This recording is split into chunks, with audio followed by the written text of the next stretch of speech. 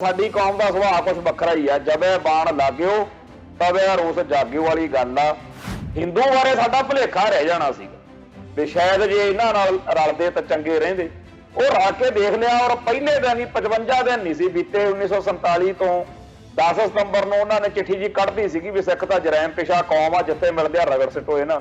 ਜੋ ਕੁਝ 1947 ਤੋਂ ਹਿੰਦੂ ਨੇ ਕੀਤਾ ਉਹਦਾ ਹੋਣਾ ਬੜਾ ਜ਼ਰੂਰੀ ਸੀ, ਨਹੀਂ ਸਾਨੂੰ ਭੁਲੇਖਾ ਰਹਿਣਾ ਸੀ, ਸਾਨੂੰ ਭਰਮ ਰਹਿ ਜਾਣਾ ਸੀ। ਠੀਕ ਆ, ਤੁਹਾਨੂੰ ਹਿੰਦੂ ਵਧੀਆ ਲੱਗਦੇ ਆ, ਬੜੇ ਵਧੀਆ ਨੇ, ਅਸੀਂ ਤੁਹਾਡੇ ਨਾਲ ਜ਼ਿਆਦਾ ਵਧੀਆ ਕਹਿ ਦਿੰਦੇ ਆ, ਪਰ ਆਪ ਦਾ ਕੀਲਾ ਮਜ਼ਬੂਤ ਕਰੋ। ਜਿਹੜਾ ਕੱਟਾ ਉਹ ਕਿਲੇ ਦੇ ਜ਼ੋਰ ਤੇ ਤਾਂਗੜਦਾ ਹੁੰਦਾ। ਇੱਥੇ ਤੁਹਾਡਾ ਧਰਮ, ਬੋਲੀ, ਸੱਭਿਆਚਾਰ ਕੁਛ ਨਹੀਂ ਬਚਣਾ। ਤੋ ਤੁਸੀਂ ਉਹਦਾ ਨਾਂ ਜੇ ਖਾਲਿਸਤਾਨ ਚੰਗਾ ਨਹੀਂ ਲੱਗਦਾ ਕੋਈ ਹੋਰ ਰੱਖ ਲਓ, ਪਰ ਆਪ ਦਾ ਘਰ ਬਣਾਓ। ਆਪਣੀ ਕੌਮ ਦੇ ਬਹੁਤ ਵੱਡੇ ਹਿੱਸੇ ਨੂੰ ਨਾ ਸੰਤ ਭਿੰਡਰਾਂ ਵਾਲੇ ਚੰਗੇ ਲੱਗਦੇ ਸੀ, ਨਾ ਬਹੁਤੇ ਵੱਡੇ ਹਿੱਸੇ ਨੂੰ ਖਾਲਿਸਤਾਨੀ ਵਿਚਾਰਧਾਰਾ ਚੰਗੀ ਲੱਗਦੀ ਸੀ। ਉਹ ਕਹਿੰਦੇ ਸੀ ਇਹ ਤਾਂ ਜੀ ਅੱਗ ਲਾਉਂਦੇ ਫਿਰਦੇ ਆ, ਇਹ ਤਾਂ ਬੜਾ ਗਰਮ ਖਿਆਲੀ ਕੰਮ ਚੱਲ। ਜਿੱਦਣ 1984 ਦਾ ਜੂਨ ਮਹੀਨਾ ਵਾਪਰਿਆ ਉਦੋਂ ਬੜਿਆਂ ਨੂੰ ਅਕਲ ਆਈ, ਪਰ ਬਹੁਤਿਆਂ ਕੋਲੇ ਹਜੇ ਵੀ ਡਰਾਮਾ ਹੁੰਦਾ, ਦਲੀਲਾਂ ਤਰਕ ਬੜੇ ਹੁੰਦੇ ਅੱਜ ਕੱਲ੍ਹ ਦੇ ਜ਼ਮਾਨੇ। ਭਾਈ ਰਣਜੀਤ ਸਿੰਘ ਢੱਡਰੀਆਂ ਵਾਲੇ ਨੇ ਅੱਜ ਪ੍ਰਚਾਰ ਕੀਤਾ ਹਿੰਦੀ ਦੇ ਵਿੱਚ। ਉਹ ਸਾਰੇ ਹਿੰਦੂਆਂ ਨੂੰ, ਖਾਸ ਤੌਰ ਤੇ RSS ਨੂੰ ਬਹੁਤ ਵਧੀਆ ਲੱਗੂਗਾ, ਕਿਉਂਕਿ ਉਹਨਾਂ ਨੇ ਸਾਫ਼ ਤੌਰ ਤੇ ਅੱਜ ਇਹ ਗੱਲ ਕਹੀ ਆ ਕਿ ਗੁਰੂ ਨਾਨਕ ਦੇਵ ਜੀ ਨੇ ਕੋਈ ਨਵਾਂ ਧਰਮ ਨਹੀਂ ਚਲਾਇਆ। ਤੇ ਇਹ ਹਿੰਦੂ ਰਾਸ਼ਟਰਵਾਦੀਆਂ ਦੀ ਪੱਕੀ ਧਾਰਨਾ ਵਾ ਕਿ ਗੁਰੂ ਨਾਨਕ ਸਾਹਿਬ ਨੂੰ ਜੇਕਰ ਆਪਾਂ ਹਿੰਦੂ ਨਹੀਂ ਬਣਾ ਸਕਦੇ, ਜਿਹੜਾ ਆਪਾਂ ਸਿੱਖੀ ਦਾ ਹਿੰਦੂਕਰਨ ਕਰਨਾ ਹੈ, ਫਿਰ ਆਪਾਂ ਇੱਕ ਨਵਾਂ ਰਾਹ ਲੱਭੀਏ ਤੇ ਆਪਾਂ ਕਹੀਏ ਕਿ ਗੁਰੂ ਨਾਨਕ ਦੇਵ ਜੀ ਨੇ ਤਾਂ ਕੋਈ ਨਵਾਂ ਧਰਮ ਹੀ ਨਹੀਂ ਚਲਾਇਆ। ਜੇ ਉਹ ਆਪ ਤਾਂ ਕਿੰਨਾ ਪੜ੍ਹਦਾ ਜਾਂ ਨਹੀਂ ਪੜ੍ਹਦਾ ਉਹ ਤਾਂ ਵਹਿਗੂ ਜਾਣੇ। ਉਹਨੂੰ ਆ ਗੁੱਕ ਚੰਦ ਨਾਰੰਗ ਦੀਆਂ ਤੇ ਹੋਰਾਂ ਦੀਆਂ ਕਿਤਾਬਾਂ ਕਿਸੇ ਨੇ ਫੜਾਤੀਆਂ ਹੋਣੀਆਂ, ਤੇ ਅੱਜ ਉਹਨੇ ਪੂਰਾ ਜ਼ੋਰ ਲਾ ਕੇ ਇਹ ਵੀਡੀਓ ਪਾਈ ਆ। ਦੇਖੋ, ਭਾਈ ਰਣਜੀਤ ਸਿੰਘ ਢੱਡਰੀਆਂ ਵਾਲਾ ਜਿਹੜਾ ਹੈ, ਉਹਨੂੰ ਚੰਗਾ ਕਹੋ ਮਾੜਾ ਕਹੋ, ਉਹਦੇ ਖਿਲਾਫ ਚੱਲੋ, ਹੱਕ ਚਲੋ, ਪਰ ਇੱਕ ਬਹੁਤ ਵੱਡੀ ਸਿੱਖਾਂ ਦੀ ਆਬਾਦੀ ਉਹਦਾ ਅਸਰ ਕਬੂਲਦੀ ਕਿ ਜਿਹੜੇ ਵੀ ਇਸ ਤਰੀਕੇ ਦੀ ਵਿਚਾਰਧਾਰਾ ਨੂੰ ਪ੍ਰਚਾਰਦੇ ਆ ਉਹ ਸਮਝ ਲੈਣ ਕਿ ਉਹ RSS ਦਾ ਕੰਮ ਕਰ ਰਹੇ। RSS ਨੂੰ ਏਜੰਟ ਰੱਖਣ ਦੀ ਲੋੜ ਨਹੀਂ। TV 84 ਉੱਤੇ ਪ੍ਰੋਗਰਾਮ ਖਬਰ ਦੀ ਖਬਰ ਦੇਖ ਰਹੇ ਸਾਰੇ ਦਰਸ਼ਕਾਂ ਨੂੰ ਮੈਂ ਸਰਬਜੀਤ ਸਿੰਘ ਘੁਮਾਣ ਫਤਿਹ ਅਰਜ ਕਰਦਾ ਜੀ। ਵਾਹਿਗੁਰੂ ਜੀ ਕਾ ਖਾਲਸਾ, ਵਾਹਿਗੁਰੂ ਜੀ ਕੀ ਫਤਿਹ। ਸਾਡੇ ਜਿਹੜੇ ਸਰੋਤੇ ਨੇ ਉਹਨਾਂ ਨੂੰ ਇਸ ਗੱਲ ਦਾ ਭਲੀ ਭਾਂਤ ਪਤਾ ਹੈ ਕਿ ਕਿਵੇਂ ਸਿੱਖੀ ਨੂੰ ਚਾਰੇ ਪਾਸਿਓਂ ਘੇਰਿਆ ਜਾ ਰਿਹਾ, ਸਿੱਖਾਂ ਨੂੰ ਚਾਰੇ ਪਾਸਿਓਂ ਘੇਰਿਆ ਜਾ ਰਿਹਾ, ਤੇ ਜਿਹੜੀ ਸਿੱਖ ਕੌਮ ਦੀ ਸਾਰੀ ਹੋਂਦ ਹਸਤੀ ਆ ਉਹਦੇ ਸਾਹਮਣੇ ਸਵਾਲੀਆ ਨਿਸ਼ਾਨ ਲਾਏ ਜਾ ਰਹੇ ਨੇ। ਤੇ ਸਿੱਖਾਂ ਨੂੰ ਆਪਦੇ ਇਤਿਹਾਸਕ ਵਿਰਸੇ ਤੋਂ, ਆਪਦੇ ਧਾਰਮਿਕ ਜਿਹੜਾ ਉਹਦਾ ਸ਼ਾਨਾ ਮੱਤਾ ਇਤਿਹਾਸ ਆ, ਉਹਦੇ ਤੋਂ ਤੋੜਨ ਲਈ ਬੜੇ ਯਤਨ ਕੀਤੇ ਜਾ ਰਹੇ। ਇੱਕ ਤਾਂ ਚਲੋ ਇਹ ਰਾਹ ਫੜਿਆ ਹੈ ਅਗਲਿਆਂ ਨੇ, ਜਿਹੜੀ ਮੈਂ ਅੱਗੇ ਵੀ ਕਈ ਵਾਰੀ ਗੱਲ ਕਹਿਣਾ ਹੁੰਦਾ ਕਿ 1947 ਤੋਂ ਪਹਿਲਾਂ ਇੱਕ ਸਿੱਖ ਲੀਡਰ ਨੇ ਪੰਡਤ ਮਦਨ ਮੋਹਨ ਮਾਲਵੀਆ ਨਾਲ ਚਰਚਾ ਛੇੜੀ ਵੀ ਜਿਹੜੇ ਮੁਸਲਮਾਨ ਭਾਰਤ ਵਿੱਚੋਂ ਜਾਣਾ ਚਾਹੁੰਦੇ ਆ ਸਾਰੇ ਜਾਣ ਦਈਏ, ਆਪਾਂ ਜਿਹੜਾ ਭਾਰਤ ਦੇ ਵਿੱਚ ਮੁਸਲਮਾਨ ਕੁਝ ਰੱਖਣਾ ਚਾਹੁੰਦੇ ਆ, ਕਿਉਂ ਰੱਖਣੇ ਆ, ਸਾਰੇ ਜਾਣ ਦਈਏ। ਤਾਂ ਪੰਡਤ ਮਦਨ ਮੋਹਨ ਮਾਲਵੀਆ ਨੂੰ ਗਿਆਨੀ ਸ਼ੇਰ ਸਿੰਘ ਕਹਿੰਦੇ ਵੀ ਜਿਹੜੇ ਮੁਸਲਮਾਨ ਭਾਰਤ ਵਿੱਚ ਰਹਿ ਜਾਣਗੇ ਇਹਨਾਂ ਦਾ ਧਰਮ, ਬੋਲੀ ਤੇ ਹੋਰ ਕਈ ਪੁਆੜੇ ਨੇ, ਤੇ ਜੇਕਰ ਇਹ ਸਾਰੇ ਇੱਥੋਂ ਚਲੇ ਜਾਣ ਤਾਂ ਆਪਾਂ ਜਿਹੜੇ ਆ ਸੌਖੇ ਰਹਿ ਸਕਾਂਗੇ ਹਿੰਦੂ ਤੇ ਸਿੱਖ, ਤੇ ਇਹਨਾਂ ਨੂੰ ਇੱਥੇ ਰੱਖਣ ਦੇ ਲਈ ਇੰਨੀ ਕਿਉਂ ਜਿਹੜਾ ਉਤਾਵਲਾਪਣ ਦਿਖਾਇਆ ਜਾ ਰਿਹਾ। ਤਾਂ ਕਹਿੰਦੇ ਆ ਵੀ ਪੰਡਤ ਮਦਨ ਮੋਹਨ ਮਾਲਵੀਆ ਦਾ ਜਵਾਬ ਸੀਗਾ ਬਈ ਗਿਆਨੀ ਜੀ आप चिंता मत कीजिए, इन मुसलमानों की मुसलमानी तो हम विद्या नीति में संशोधन करके ही निकाल देंगे।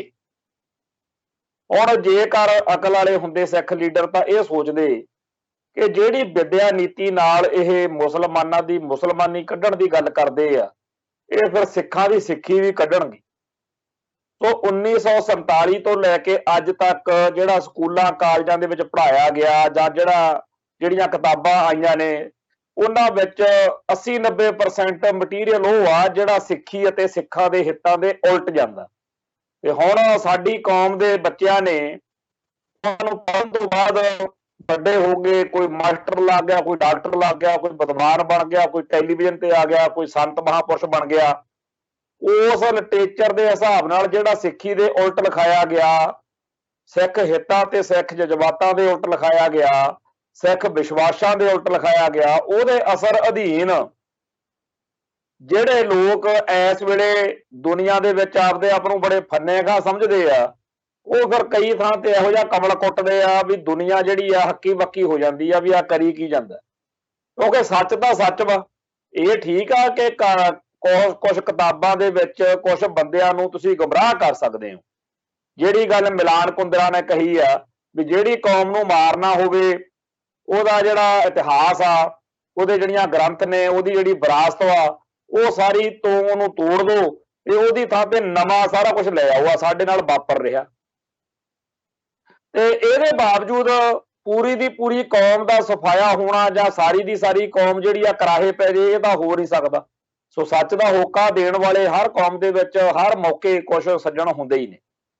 ਤੇ ਜਿਸ ਤਰੀਕੇ ਨਾਲ ਇਹ ਚੱਲਿਆ ਪਿਛਲੇ ਖਾਲਿਸਤਾਨੀ ਖਾੜਕੂ ਸੰਘਰਸ਼ ਤੋਂ ਬਾਅਦ ਵਿੱਚ, ਜਦੋਂ ਇੰਡੀਆ ਨੂੰ ਜਾਂ ਹਿੰਦੂ ਕੱਟੜਪੰਥੀਆਂ ਨੂੰ ਇਹ ਲੱਗਿਆ ਕਿ ਹੁਣ ਤਾਂ ਸਿੱਖਾਂ ਦਾ ਸੀ ਪੂਰੀ ਤਰ੍ਹਾਂ ਲੱਕ ਤੋੜ ਦਿੱਤਾ, ਹੁਣ ਜਿਹੜਾ ਮਰਜ਼ੀ ਪੋਸ ਦਈਏ, ਫਿਰ RSS ਨੇ ਜੋ ਲਿਟਰੇਚਰ ਲੈ ਕੇ ਆਂਦਾ, ਜਿਵੇਂ ਰਾਸ਼ਟਰੀ ਸਿੱਖ ਸੰਗਤ ਨੇ ਬਾਦਲ ਦਲ ਨਾਲ ਰਲ ਕੇ ਪੰਜਾਬ ਦੇ ਵਿੱਚ ਪੰਥ ਦੇ ਵਿੱਚ ਘੁਸਪੈਠ ਕੀਤੀ, ਉਹ ਜਿਹੜਾ ਸਾਰਾ ਕੁਝ ਵਾਪਰਿਆ, ਉਹਦੇ ਕਰਕੇ ਤਾਂ ਇੱਥੇ ਬਹੁਤ ਜ਼ਿਆਦਾ ਜਿਹੜਾ ਹੈਗਾ ਗਦਰ ਮੱਚਿਆ ਤੇ ਬੜਾ ਮਟੀਰੀਅਲ ਆਇਆ। ਪਰ ਨਾਲ ਦੀ ਨਾਲ ਸਾਡੀ ਕੌਮ ਦਾ ਸੁਭਾਅ ਕੁਝ ਵੱਖਰਾ ਹੀ ਆ। ਜਬੇ ਬਾਣ ਲਾਗਿਓ ਤਵੇ ਰੋਸ ਜਾਗਿਓ ਵਾਲੀ ਗੱਲ ਆ ਵੀ ਊਂ ਚਾਹੇ ਹਾਥੀ ਲੰਘ ਜਾਣ ਤੇ ਜਦੋਂ ਅੜਨ ਤੇ ਆਉਂਦੇ ਆ ਫਿਰ ਨਿੱਕੀ ਜਿਹੀ ਪੂਛ ਤੇ ਸਿੰਘ ਫਸਾ ਕੇ ਬਹਿ ਜਾਂਦੇ ਆ। ਉਹ ਉਹੀ ਗੱਲ ਹੋਈ ਵੀ ਸਾਡੀ ਕੌਮ ਦੇ ਅੰਦਰ ਇਸ ਸਾਰੇ ਗੁਰਮਤ ਚਿੰਤਨ ਦੇ ਖਿਲਾਫ ਜਿਹੜਾ ਕੁਝ ਹੋ ਰਿਹਾ ਸੀ, ਉਹਦੇ ਖਿਲਾਫ ਸਿੱਖਾਂ ਦੇ ਅੰਦਰ ਬਹੁਤ ਕੁਝ ਇਹੋ ਜਿਹਾ ਹੋਇਆ ਜਿਹੜਾ ਅੱਜ ਸਾਡੇ ਵਰਗਿਆਂ ਨੂੰ ਹੌਸਲਾ ਵੀ ਦਿੰਦਾ ਤੇ ਸਾਡੇ ਜਦੋਂ ਸਾਹਮਣੇ ਕੋਈ ਸਵਾਲ ਸਿੱਟਦਾ ਵੀ ਜਿਸ ਹਿਸਾਬ ਦੇ ਨਾਲ ਦੁਸ਼ਮਣ ਚੜਿਆ ਆਉਂਦਾ, ਜਿਵੇਂ ਘੇਰਾਬੰਦੀ ਹੋ ਰਹੀ ਆ, ਇਹ ਸਿੱਖੀ ਬਚ ਵੀ ਜਾਊ, ਤਾਂ ਅਸੀਂ ਉਦੋਂ ਇਹੀ ਸੋਚਦੇ ਹਾਂ ਕਿ ਇਤਿਹਾਸ ਦੇ ਵਿੱਚ ਪਿਛਲੀਆਂ ਸਦੀਆਂ ਦੇ ਵਿੱਚ ਇਹੋ ਜਿਹੇ ਬੜੇ ਸੰਕਟ ਬੜੇ ਸੰਤਾਪ ਆਏ ਨੇ, ਇਹ ਵੀ ਨਿਕਲ ਜੂ, ਇਹਨੂੰ ਵੀ ਜ਼ੋਰ ਲਾ ਲੈਣ ਦੋ, ਹਿੰਦੂ ਨੂੰ ਵੀ ਆਪਦੀ ਪੂਰੀ ਵਾਹ ਲਾ ਲੈਣ ਦੇਈਏ। ਮੈਂ ਤਾਂ ਅੱਗੇ ਵੀ ਕਈ ਵਾਰੀ ਕਹਿਣਾ ਹੁੰਦਾ ਵੀ 1947 ਮੌਕੇ ਜੇ ਸਾਡੇ ਵੱਡੇ ਵਡੇਰੇ ਇੰਡੀਆ ਨਾਲ ਰਲਣ ਦੀ ਗੜਬੜ ਨਾ ਕਰਦੇ, ਹੈ ਤਾਂ ਗੜਬੜ ਹੀ ਹੈ ਨਾ, ਤੇ ਫਿਰ ਜਿਹੜਾ ਅਸੀਂ ਮੁਸਲਮਾਨਾਂ ਬਾਰੇ, ਇਸਲਾਮ ਨੂੰ ਮੰਨਣ ਵਾਲਿਆਂ ਬਾਰੇ ਦੇਖ ਚੁੱਕੇ ਸੀ ਇਤਿਹਾਸ ਵਿੱਚ ਵੀ ਉਹ ਕੀ ਕੁਝ ਕਰਦੇ ਆ ਸਾਡੇ ਬਾਰੇ, ਕਿਵੇਂ ਸਾਡੇ ਸਿਰਾਂ ਦੇ ਮੁੱਲ ਪਾਉਂਦੇ ਰਹੇ, ਜਿਹੜਾ ਕੁਝ ਹੋਇਆ ਇਤਿਹਾਸ ਵਿੱਚ ਖਾਸ ਤੌਰ ਤੇ 18ਵੀਂ ਸਦੀ ਵਿੱਚ ਹੈ ਜੀ। ਤੇ ਫਿਰ ਜਿਹੜਾ ਈਸਾਈ ਸੀ ਗੋਰੇ, ਉਹ ਆਏ, ਅਸੀਂ ਉਹ ਵੀ ਹੰਢਾਲੇ ਵੀ ਉਹਨਾਂ ਨੇ ਕੀ ਕੁਝ ਕੀਤਾ 1947 ਤੱਕ, ਉਹਨਾਂ ਦਾ ਵੀ ਅਸੀਂ ਤਾਪ ਤੇਜ ਦੇਖ ਲਿਆ। ਹਿੰਦੂ ਬਾਰੇ ਸਾਡਾ ਭੁਲੇਖਾ ਰਹਿ ਜਾਣਾ ਸੀਗਾ ਵੀ ਸ਼ਾਇਦ ਜੇ ਇਹਨਾਂ ਨਾਲ ਰਲਦੇ ਤਾਂ ਚੰਗੇ ਰਹਿੰਦੇ, ਉਹ ਰਲ ਕੇ ਦੇਖ ਲਿਆ। ਔਰ ਪਹਿਲੇ ਦਿਨ ਹੀ 55 ਦਿਨ ਨਹੀਂ ਸੀ ਬੀਤੇ 1947 ਤੋਂ 10 ਸਤੰਬਰ ਨੂੰ ਉਹਨਾਂ ਨੇ ਚਿੱਠੀ ਜੀ ਕੱਢਦੀ ਸੀਗੀ ਵੀ ਸਿੱਖ ਤਾਂ ਜਰੈਮ ਪੇਸ਼ਾ ਕੌਮ ਆ, ਜਿੱਥੇ ਮਿਲਦੇ ਆ ਰਗੜ ਸਿੱਟੋ ਇਹਨਾਂ ਨੂੰ। ਜੋ ਕੁਝ 1947 ਤੋਂ ਹਿੰਦੂ ਨੇ ਕੀਤਾ ਉਹਦਾ ਹੋਣਾ ਬੜਾ ਜ਼ਰੂਰੀ ਸੀ, ਨਹੀਂ ਸਾਨੂੰ ਭੁਲੇਖਾ ਰਹਿ ਜਾਣਾ ਸੀ, ਸਾਨੂੰ ਭਰਮ ਰਹਿ ਜਾਣਾ ਸੀ। ਅਜੇ ਵੀ ਸਾਡੀ ਕੌਮ ਦੇ ਬੜੇ ਵੱਡੇ ਹਿੱਸੇ ਦੇ ਭਰਮ ਨੇ ਬਈ ਇਹ ਜਿਹੜੇ ਸਿੱਖ ਨੇ ਐਵੇਂ ਇਹ ਤਾਂ ਜੀ ਤੱਤੇ ਵਗ ਜਾਂਦੇ ਆ, ਐਡੀ ਤਾਂ ਕੋਈ ਗੱਲ ਨਹੀਂ, ਸਾਰੇ ਹਿੰਦੂ ਥੋੜੀ ਮਾੜੇ ਆ, ਇਹ ਤਾਂ ਸਿੱਖ ਜਿਹੜੇ ਆ ਉਹਨਾਂ 'ਚ ਕੋਈ ਗੜਬੜਾ ਨੇ, ਇਹ ਤਾਂ ਹਿੰਦੂ ਤਾਂ ਬੜੇ ਵਧੀਆ ਨੇ, ਇਦਾਂ ਦੀਆਂ, ਜਾਂ ਕਹਿਣਗੇ ਡੈਮੋਕ੍ਰੇਸੀ ਬੜੀ ਵਧੀਆ, ਇਦਾਂ ਦੀਆਂ ਜਿਹੜੀਆਂ ਬਾਤਾਂ ਜੀਆਂ ਪਾਉਂਦੇ ਨੇ, ਇਹਨਾਂ ਦੇ ਵਿੱਚ ਪੱਤ ਹੋਣ ਲਈ ਬੜਾ ਜ਼ਰੂਰੀ ਆ ਕਿ ਇੱਕ ਵਾਰੀ ਜਿਹੜਾ ਹਿੰਦੂ ਕੱਟੜਵਾਦ ਆ ਉਹ ਪੂਰੀ ਤਰ੍ਹਾਂ ਸਿਖਰ ਛੋਵੇ ਤੇ ਜਦੋਂ ਇਹਨਾਂ ਦੇ ਨਾਲ ਚਪੱਤ ਹੋਣ, ਸਾਨੂੰ ਤਾਂ ਚਲੋ ਜਿਹੜਾ ਕੁਝ ਹੋਣਾ, ਜਿਹੜੇ ਅਸੀਂ ਪੰਥ ਦਾ ਕੌਮ ਦਾ ਝੰਡਾ ਚੱਕੀ ਰੱਖਦੇ ਆ, ਸਾਨੂੰ ਜੇਕਰ ਮੌਤ ਵੀ ਆ ਜਾਵੇ ਨਾ ਸਾਡੇ ਵਰਗਿਆਂ ਨੂੰ, ਸਾਨੂੰ ਮਰਨ ਤੋਂ ਪਹਿਲਾਂ ਇਹ ਅਹਿਸਾਸ ਹੋਊਗਾ ਕਿ ਆਖਰੀ ਸਾਹ ਤੱਕ ਪੰਥ ਲਈ ਲੜੇ ਆ। ਸਾਨੂੰ ਕੋਈ ਚਿੰਤਾ ਨਹੀਂ ਹੋਊਗੀ ਬਈ ਅਸੀਂ ਦੁਸ਼ਮਣ ਦੇ ਹੱਥੋਂ ਮਰ ਰਹੇ ਹਾਂ। ਪਰ ਜਿਹੜੇ ਲੋਕ ਹਿੰਦੂ ਕੱਟੜਪੰਥੀਆਂ ਨੂੰ, ਭਾਰਤੀ ਲੋਕਤੰਤਰ ਨੂੰ ਇੰਨਾ ਪਿਆਰ ਕਰਦੇ ਆ, ਉਹਨਾਂ ਦੇ ਚਪੱਤ ਹੁੰਦੇ ਦੇਖਾਂਗੇ, ਉਹਨਾਂ ਨੂੰ ਮਰਨ ਤੋਂ ਪਹਿਲਾਂ ਆਪਦੇ ਆਪ ਨੂੰ ਲਾਹਣਤਾਂ ਪਾਉਣਗੇ ਵੀ ਅਸੀਂ ਤੁਹਾਡੇ ਪਿੱਛੇ ਆਪਦੀ ਕੌਮ ਨੂੰ ਗਾਲਾਂ ਕੱਢਦੇ ਰਹੇ, ਕੌਮ ਨੂੰ ਭੰਡਦੇ ਰਹੇ, ਸਿੱਖਾਂ ਨੂੰ ਮਾੜਾ ਮੰਨਦੇ ਰਹੇ, ਤੁਸੀਂ ਵਾਕਿਆ ਹੀ ਭੈੜੇ ਨਿਕਲੇ। ਤੇ ਉਦਾਂ ਜੇ ਇਹਨਾਂ ਨੂੰ ਚਾਹੇ 10 ਕਰੋੜ ਸਾਲ ਲਾ ਕੇ ਸਮਝਾਈ ਚਲੋ ਸਿੱਖਾਂ ਨੂੰ ਕਿ ਭਾਈ ਆਪਦਾ ਰਾਜ ਭਾਗ ਬਣਾਓ, ਠੀਕ ਆ, ਤੁਹਾਨੂੰ ਹਿੰਦੂ ਵਧੀਆ ਲੱਗਦੇ ਆ, ਬੜੇ ਵਧੀਆ ਨੇ, ਅਸੀਂ ਤੁਹਾਡੇ ਨਾਲ ਜ਼ਿਆਦਾ ਵਧੀਆ ਕਹਿ ਦਿੰਦੇ ਆ, ਪਰ ਆਪਦਾ ਕੀਲਾ ਮਜ਼ਬੂਤ ਕਰੋ, ਜਿਹੜਾ ਕੱਟਾ ਉਹ ਕਿਲੇ ਦੇ ਜ਼ੋਰ ਤੇ ਤਾਂਗੜਦਾ ਹੁੰਦਾ। ਇੱਥੇ ਤੁਹਾਡਾ ਧਰਮ, ਬੋਲੀ, ਸੱਭਿਆਚਾਰ ਕੁਛ ਨਹੀਂ ਬਚਣਾ। ਸੋ ਤੁਸੀਂ ਉਹਦਾ ਨਾਂ ਜੇ ਖਾਲਿਸਤਾਨ ਚੰਗਾ ਨਹੀਂ ਲੱਗਦਾ ਕੋਈ ਹੋਰ ਰੱਖ ਲਓ, ਪਰ ਆਪ ਦਾ ਘਰ ਬਣਾਓ। ਚਿੜੀ ਚਨੌਰ ਦਾ ਵੀ ਆਪੋ ਆਪਦਾ ਆਲਣਾ ਹੁੰਦਾ, ਤੇ ਨਹੀਂ ਬਹੁਤ ਔਖਾ ਹੋ ਜੂ। ਇਹ ਗੱਲਾਂ ਅਜੇ ਇਹਨਾਂ ਦੇ ਸਮਝ 'ਚ ਨਹੀਂ ਪੈਂਦੀਆਂ। ਜਿਵੇਂ 1984 ਤੋਂ ਪਹਿਲਾਂ ਆਪਣੀ ਕੌਮ ਦੇ ਬਹੁਤ ਵੱਡੇ ਹਿੱਸੇ ਨੂੰ ਨਾ ਸੰਤ ਭਿੰਡਰਾਂਵਾਲੇ ਚੰਗੇ ਲੱਗਦੇ ਸੀ, ਨਾ ਬਹੁਤੇ ਵੱਡੇ ਹਿੱਸੇ ਨੂੰ ਖਾਲਿਸਤਾਨੀ ਵਿਚਾਰਧਾਰਾ ਚੰਗੀ ਲੱਗਦੀ ਸੀ। ਉਹ ਕਹਿੰਦੇ ਸੀ ਇਹ ਤਾਂ ਜੀ ਅੱਗ ਲਾਉਂਦੇ ਫਿਰਦੇ ਆ, ਇਹ ਤਾਂ ਬੜਾ ਗਰਮ ਖਿਆਲੀ ਕੰਮ ਚੱਲ। ਜਿੱਦਣ 1984 ਦਾ ਜੂਨ ਮਹੀਨਾ ਵਾਪਰਿਆ, ਉਦੋਂ ਬੜਿਆਂ ਨੂੰ ਅਕਲ ਆਈ, ਪਰ ਬਹੁਤਿਆਂ ਕੋਲੇ ਹਜੇ ਵੀ ਡਰਾਮਾ ਹੁੰਦਾ, ਦਲੀਲਾਂ ਤਾਰਕ ਬੜੇ ਹੁੰਦੇ ਅੱਜ ਕੱਲ੍ਹ ਦੇ ਜ਼ਮਾਨੇ। ਕਹਿੰਦੇ ਜੀ ਜੇ ਹਥਿਆਰ ਨਾ ਰੱਖੇ ਹੁੰਦੇ ਫੇਰ ਥੋੜੀ ਹਮਲਾ ਹੋਣਾ ਸੀ, ਆਹ ਹੋ ਗਿਆ ਉਹ ਹੋ ਗਿਆ, ਫੇਰ ਨੁਕਸ ਨਕਸ ਕੱਢ ਕੇ ਆਪਦੇ ਆਪ ਨੂੰ ਟਿਕਾ ਲਿਆ, ਆਪਦੇ ਆਪ ਨੂੰ ਜਸਟੀਫਾਈ ਕਰ ਲਿਆ ਨਾ ਕਿ ਹਮਲਾ ਬਿਲਕੁਲ ਠੀਕ ਹੋਇਆ। ਫੇਰ ਆਇਆ ਨਵੰਬਰ 84, ਜਦੋਂ ਉੱਥੇ ਬਿਨਾਂ ਕਿਸੇ ਗੱਲ ਤੋਂ, ਜਿਨ੍ਹਾਂ ਨੂੰ ਇਹ ਵੀ ਨਹੀਂ ਸੀ ਪਤਾ ਵੀ ਆਨੰਦਪੁਰ ਸਾਹਿਬ ਦੇ ਮਤੇ ਦੀਆਂ ਗੱਲਾਂ ਕੀ, ਜਿਨ੍ਹਾਂ ਨੇ ਪੰਜਾਬ, ਜਿਹਨਾਂ ਦੀ ਬੋਲੀ ਵੀ ਨਹੀਂ ਸਾਡੇ ਨਾਲ ਰਲਦੀ, ਨਾ ਸਾਡੇ ਨਾਲ ਨਾਂ ਰਲਦੇ ਆ ਬਹੁਤਿਆਂ ਦੇ, ਪਰ ਉਹ ਨਾਨਕ ਨਾਮ ਲੇਵਾ ਸਿੱਖ ਸੰਗਤਾਂ ਦੇ ਗਲਾਂ 'ਚ ਜਦੋਂ ਟਾਇਰ ਪਾਏ ਗਏ, ਜਦੋਂ ਬੱਚੀਆਂ ਨਾਲ, ਬਜ਼ੁਰਗ ਔਰਤਾਂ ਨਾਲ, ਕਿਸੇ ਨੂੰ ਨਹੀਂ ਬਖਸ਼ਿਆ ਗਿਆ ਜੋ ਕੁਝ ਉੱਥੇ ਵਾਪਰਿਆ। ਜਦੋਂ ਗੁਰਦੁਆਰਿਆਂ ਨੂੰ ਅੱਗਾਂ ਲਾਈਆਂ ਗਈਆਂ, ਜਦੋਂ ਕੰਮ ਤੇ ਜਾਂਦਿਆਂ ਨੂੰ ਰੋਟੀ ਵਾਲਾ ਟਿਫਨ ਵਿਚਾਰੇ ਦੇ ਕੋਲ ਹੋਣਾ, ਤੇ ਦਾੜੀ ਮੁੰਨ ਦੋ ਜੀ, ਉੱਤੇ ਤੇਲ ਪਾ ਦੋ, ਉੱਤੇ ਕੋਈ ਹੋਰ ਜਲਣਸ਼ੀਲ ਚੀਜ਼ ਸੁੱਟ ਦੋ, ਜੋ ਜ਼ੁਲਮ ਉਦੋਂ ਉੱਥੇ ਹੋਇਆ, ਉਦੋਂ ਫਿਰ ਹਰੇਕ ਸਿੱਖ ਨੂੰ ਇਹ ਅਕਲ ਆਈ ਕਿ ਅਸੀਂ ਤਾਂ ਐਵੇਂ ਹੀ ਸੰਤ ਭਿੰਡਰਾਂਵਾਲਿਆਂ ਨੂੰ ਜਾਂ ਖਾਲਿਸਤਾਨੀ ਵਿਚਾਰਧਾਰਾ ਨੂੰ ਭੰਡੀ ਗਏ ਆ, ਇਹ ਤਾਂ ਹੈ ਹੀ ਵਾਕਿਆ ਹੀ ਮਾੜੇ ਆ, ਇਹਨਾਂ ਨੇ ਤਾਂ ਕਿਸੇ ਨੂੰ ਦੇਖਿਆ ਹੀ ਨਹੀਂ। ਇਹਨਾਂ ਨੇ ਤਾਂ ਉਹ ਵੀ ਨਹੀਂ ਬਖਸ਼ੇ ਜਿਹੜੇ ਇੰਦਰਾ ਗਾਂਧੀ ਦੇ ਪੁੱਤ ਬਣੇ ਫਿਰਦੇ ਸੀ।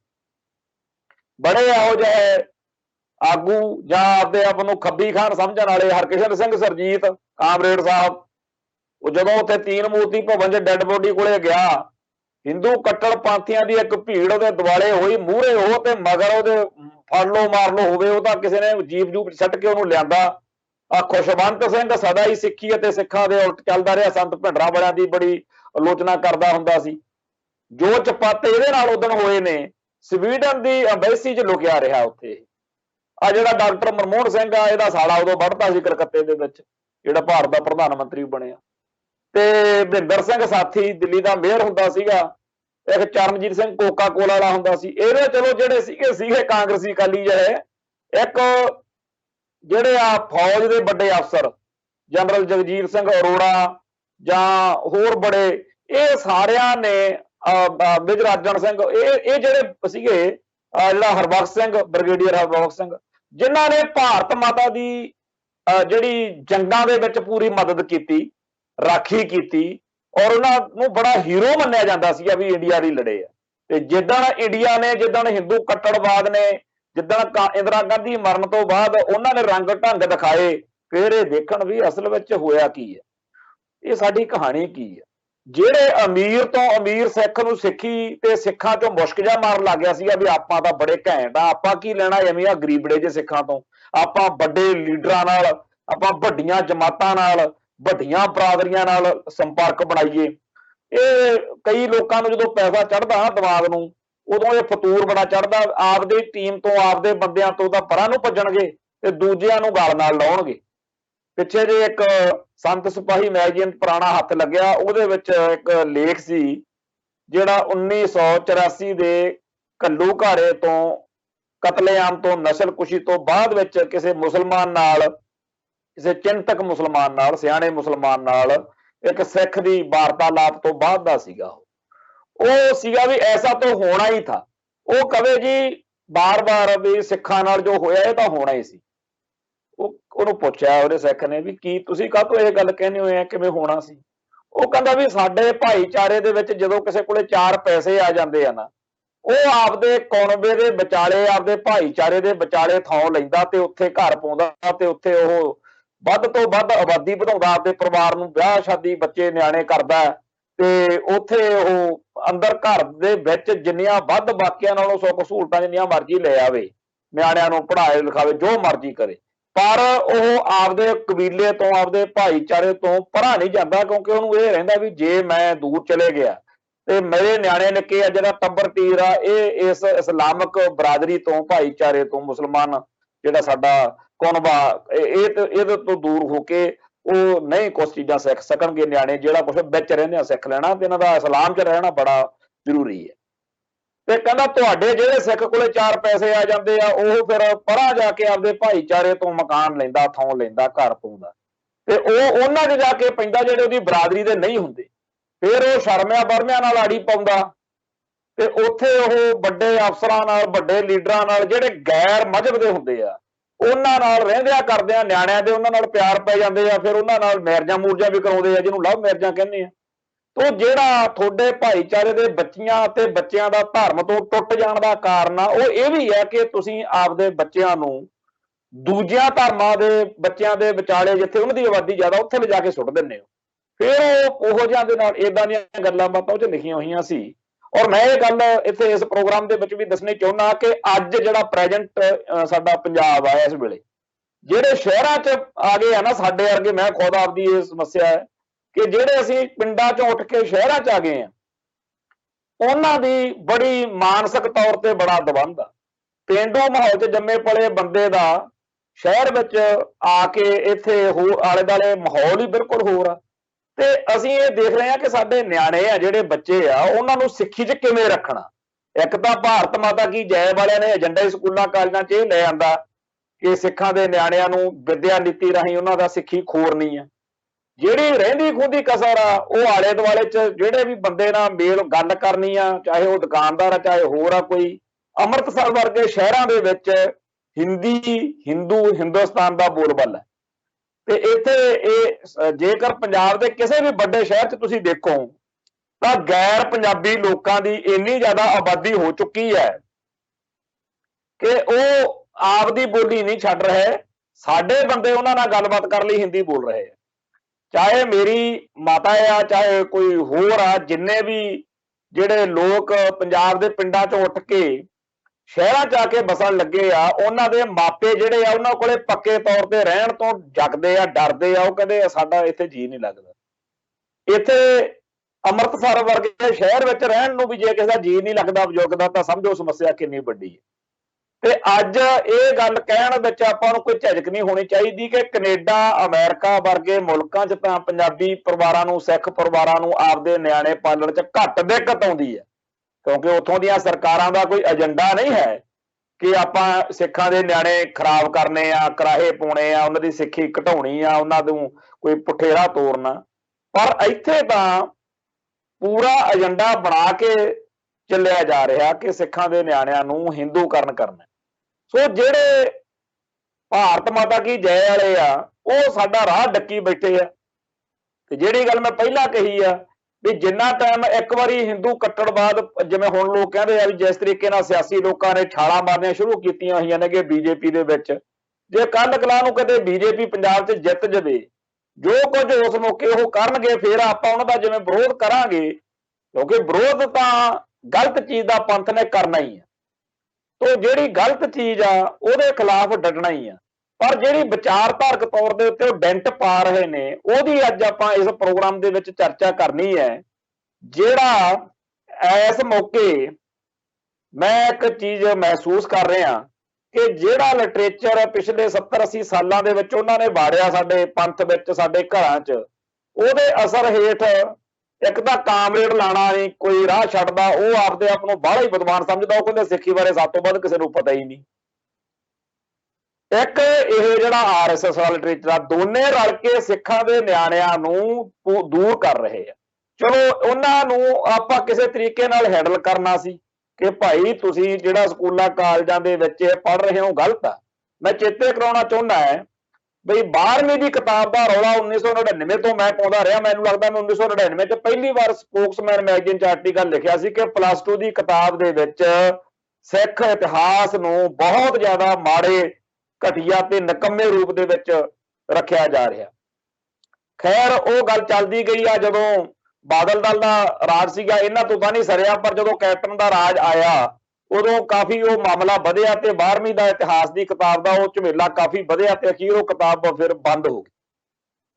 ਫਿਰ ਉਹ ਜਿਹੜੀ ਗੱਲ ਤਾਂ ਇਹ ਆ ਗਈ ਨਾ ਵੀ ਅਗਲੀ ਕਿਤਾਬ ਨਵੀਂ ਸਿੱਖਾਂ ਠੀਕ ਦੇ ਦੇਣਗੇ। ਪਰ ਜਿਹੜਾ ਭਾਰਤ ਮਾਤਾ ਦਾ ਏਜੰਡਾ ਉਹਦਾ ਸਿੱਧਾ ਵਾ ਵੀ ਸਿੱਖੋ, ਜਾਂ ਤਾਂ ਤੁਹਾਨੂੰ ਗਲਤ ਇਤਿਹਾਸ ਪੜਾਉਣਾ ਜਾਂ ਤੁਹਾਨੂੰ ਬਿਲਕੁਲ ਨਹੀਂ ਪੜਾਉਣਾ। ਸੋ ਫਿਰ ਉਹ ਕਿਤਾਬ ਆਈ ਹੋਈ ਨਹੀਂ ਸੀਗੀ ਉਸ ਸਾਲ ਸਾਰੇ 'ਚ। ਤੇ ਹੁਣ ਜਿਹੜੀ ਨਵੀਂ ਕਿਤਾਬ ਆ ਉਹਦੇ ਬਾਰੇ ਅਜੇ ਚਰਚਾ ਜਿਹੜੀ ਹੈਗੀ ਆ ਉਹ ਚੱਲ ਰਹੀ ਆ ਕਿ ਕਿੰਨਾ ਠੀਕ ਤੇ ਕਿੰਨਾ ਗਲਤ ਆ। ਪਰ ਜਿਹੜੀ ਕਿਤਾਬ ਪਿਛਲੇ 25-30 ਸਾਲ ਬਕਵਾਸ ਪੜ੍ਹਾਈ ਗਈ ਆ ਉਹ ਅੱਜ ਸਾਡੇ ਲੋਕਾਂ ਦੇ ਜੇਲ੍ਹ ਵਿੱਚ ਬੜੀ ਹੋਈ ਆ, ਕਿਉਂਕਿ ਬਹੁਤੇ ਲੋਕਾਂ ਨੇ ਉਹ ਇਤਿਹਾਸ ਪੜ੍ਹ ਕੇ ਆਪਦਾ ਪੱਕੀਆਂ ਧਾਰਨਾਵਾਂ ਬਣਾ ਲਈਆਂ ਨੇ ਕਿ ਜੀ ਐ ਹੋਇਆ ਸੀ ਉਹ ਹੋਇਆ ਸੀ।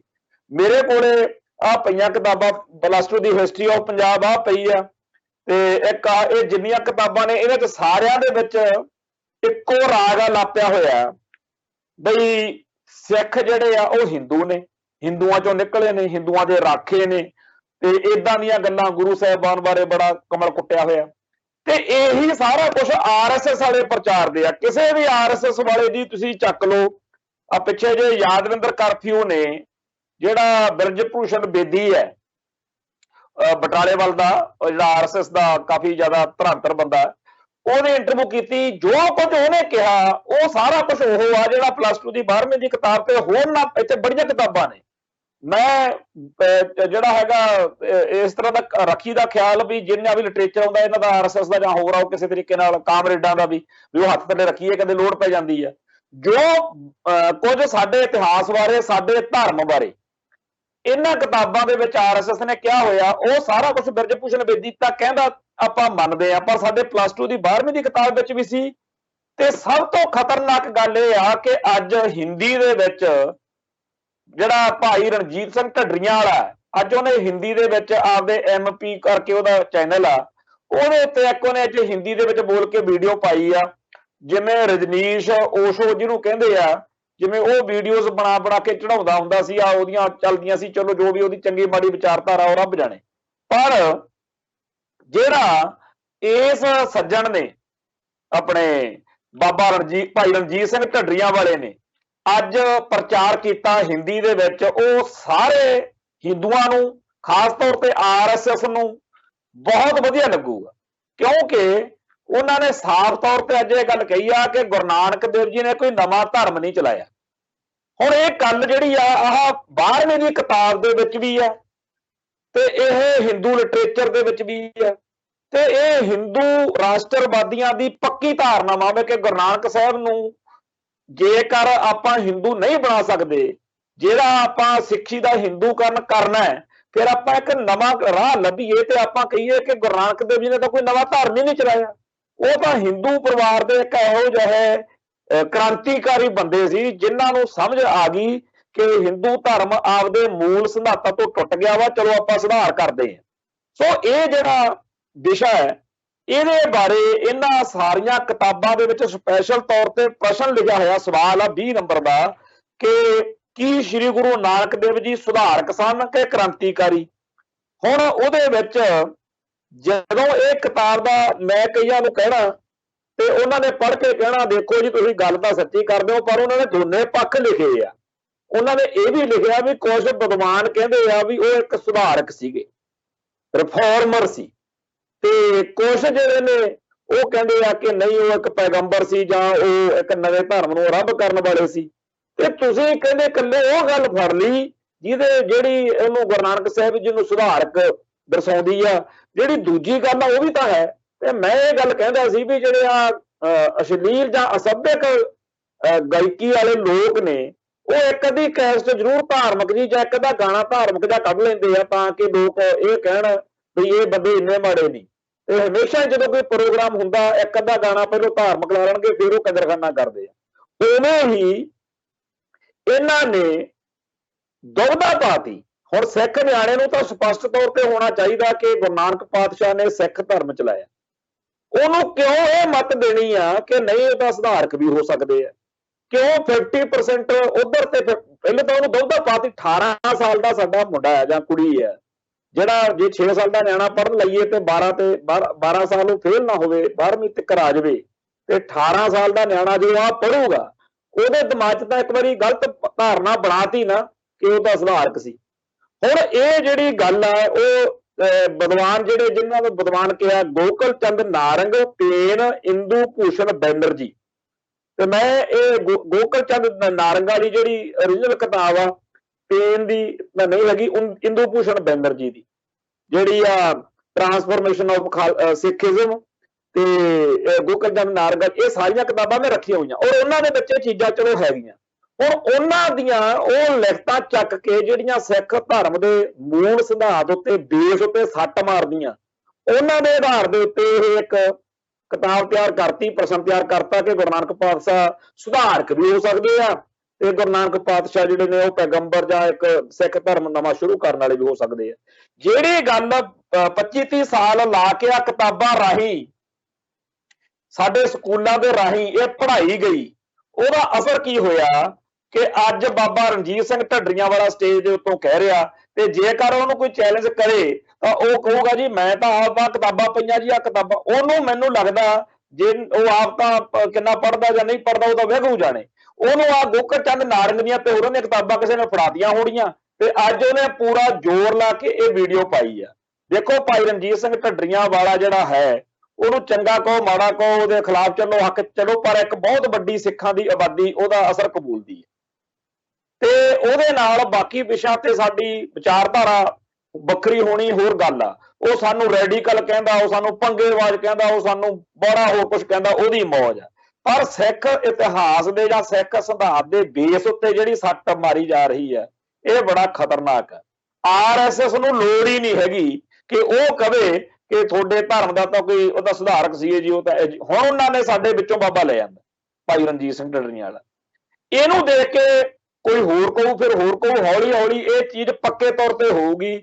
ਅੱਜ ਹਿੰਦੀ ਦੇ ਵਿੱਚ ਬੜੀ ਮਧੁਰ ਜੀ ਆਵਾਜ਼ ਵਿੱਚ, ਬੜੇ ਮਿੱਠੇ ਮਿੱਠੇ ਲਹਿਜੇ ਵਿੱਚ ਭਾਈ ਰਣਜੀਤ ਸਿੰਘ ਢੱਡਰੀਆਂ ਵਾਲੇ ਨੇ ਜਦੋਂ ਗੱਲ ਕਹੀ, ਮੇਰੇ ਮਨ ਵਿੱਚ ਆ ਰਿਹਾ ਸੀ ਕਿ ਅਸਲ ਵਿੱਚ ਇਹ ਸਾਨੂੰ ਚਿੜਾਉਣਾ ਚਾਹੁੰਦਾ ਕਿ ਸਿੱਖ ਖਿਜਣ, ਸਿੱਖਾਂ ਨੂੰ ਕੋਈ ਗੁੱਸਾ ਆਵੇ ਤੇ ਸਿੱਖ ਲੋਕ ਕਹਿਣ ਜਾ ਰਹੇ ਵੀ ਸਿੱਖ ਹਮੇਸ਼ਾ ਹੀ ਕਿਸੇ ਨਾ ਕਿਸੇ ਗੱਲ ਤੇ ਤਪੇ ਰਹਿੰਦੇ ਆ। ਬੜਾ ਚਲੋ ਆਪਾਂ ਮੁੱਖ ਗੱਲ ਤੇ ਆਉਂਦੇ ਆ, ਚਾਹੇ ਉਹ ਭਾਈ ਰਣਜੀਤ ਸਿੰਘ ਢੱਡਰੀਆਂ ਵਾਲੇ ਨੇ ਕਹੀ, ਚਾਹੇ ਕੋਈ ABCD ਕੋਈ ਹੋਰ ਕਵੇ, ਚਾਹੇ ਉਹ ਕਿਤਾਬਾਂ ਚ ਆਵੇ ਗੱਲ, ਚਾਹੇ ਕਿਸੇ ਵੀ ਵੱਡੇ ਤੋਂ ਵੱਡੇ ਵਿਦਵਾਨ ਨੇ ਲਿਖੀ, ਹੈ ਤਾਂ ਗਲਤ ਗੱਲ ਆ। ਗੁਰੂ ਨਾਨਕ ਪਾਤਸ਼ਾਹ ਸਿੱਖ ਧਰਮ ਦੇ ਆਰੰਭ ਕਰਨ ਵਾਲੇ ਨੇ।